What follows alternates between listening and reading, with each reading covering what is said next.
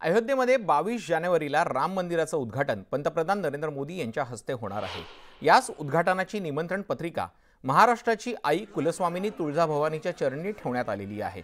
तुळजाभवानीचे महंत पुजारी यांना देखील या विशेष सोहळ्याचं निमंत्रण देण्यात आले। राम मंदिर हा सण सर्व हिंदू धर्मियांसाठी तसंच आई तुळजाभवानीच्या भक्तांसाठी आनंदाचा क्षण असल्यानं या सोहळ्याचं निमंत्रण येणं हे भाग्याचं असल्याची प्रतिक्रिया इथल्या महंतांनी दिली। ज्यावेळेस श्रीराम प्रभुचंद्र वनवासाला जात होते त्यावेळेस श्रीराम प्रभुचंद्रांना एक वृद्ध महिलेच्या रूपात घेऊन तुळजाभवानीनं दर्शन दिलं व त्यावेळेस श्रीराम प्रभुचंद्राच्या मुखातून तू का हित आई म्हणून संबोधलं गेलं, तर त्यामुळे आज ही तुळजाभवानी मातेला तुकाई म्हणून ओळखले जातं व त्या दृष्टिकोनातून आज तुळजाभवानीला रामवरदायिनी म्हणजे रामाला वर देणारी रामवरदायिनी ही सुद्धा आज संपूर्ण जगामध्ये एक आख्यायिका आहे।